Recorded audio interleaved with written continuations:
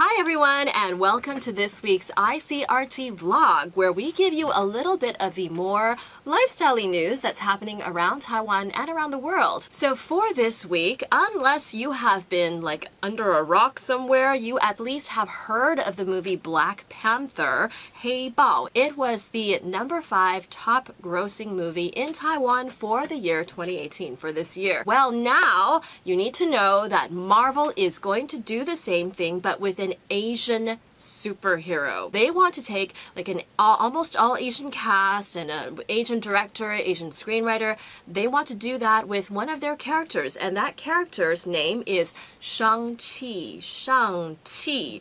And he is supposed to be like this martial arts expert who was raised from a very young age by his father and kind of trained in isolation. The character of Shang-Chi was actually created in the 70s. It was basically like inspired by Bruce Lee. This Shang-Chi, he has no superpowers, not like, you know, Captain Marvel or, you know, some of the other Avengers or superheroes. He supposedly can channel his chi. I think he would have like super strength or something. Supposedly Shang-Chi was, aside from being a martial arts expert, he was also an assassin who was used by his father to do terrible things. But then once he meets the other Marvel superheroes, he's supposed to become a good character. So there aren't a lot of details coming in from Marvel at this point, but what we do know is that they have a Chinese-American screenwriter, Dave Callahan. He did The Expendables, and he also did the upcoming Wonder Woman 1984, the second installment of the DC Wonder Woman franchise. What he's done with those movies has seen some very good responses, and so that is promising to begin with. Supposedly Marvel also wants to get a Chinese-American or an Asian director. The thing we care about the most is who is going to be the lead actor. Of course it has to be an Asian actor. There are a lot of rumors swirling around all over the internet, but one of the names that seems to have come up quite a bit, at least, you know, because he's popular, is Eddy Peng. He is a Taiwan-born Canadian actor, and he's done a lot of work in Taiwan. He is a singer sometimes, and a model, and also an actor. He's actually had a history, at least some training in martial arts. In 2014, he was cast as Huang Fei-hong in Rise of the Legend, and he trained for 10 hours a day in martial arts to star in that movie. So we know he has the background for it. I would say, you know, he is a pretty good choice. I'm not biased. You're biased. You're biased. Okay, anyway. Other actors that have been named are Daniel Wu Yanzu. He is also an actor that's seen a lot of smaller roles in Hollywood. More in the line of things that we can't get enough of aside from Eddy Peng. There's also French fries. Now, the question I want to ask everybody here is, could you stop at 6 French fries? If somebody at a restaurant brought you a plate and there's like 6 French fries lined up in a row, would that be okay? Well, this professor at Harvard T.H. Chan School of Public Health in the U.S., he is recommending in a paper that French fries are really bad for you. We all know that.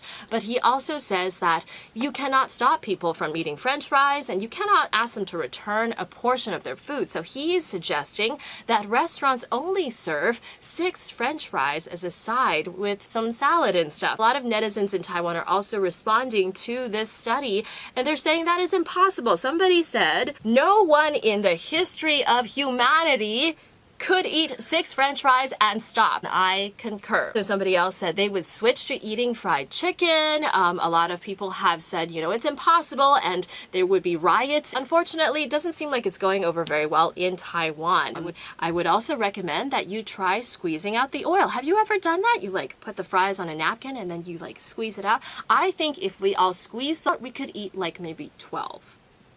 Okay, and moving on to the last story of the day, we are hearing from Apple this week, and they have announced the top apps in their app store out of the ones downloaded in Taiwan. So these are some of the most popular apps that people in Taiwan are downloading from the app store. This is for Apple users. Google is soon to make an announcement, I assume, so we'll get you that story then. Most of the top apps in the App Store are social media or communications based. So in no particular order, Line, YouTube, TikTok, and also Facebook, Facebook Messenger, Google Map, IG or Instagram. One of the games to top the list is actually Global Chart, that the Japanese game with the traveling frog that was a huge hit earlier this year. So those are some of the top games. And so that does it for this week. Remember, if you like what we're doing and you enjoy watching the vlog, you can subscribe to our ICRT YouTube channel, and you can also like and follow us on Facebook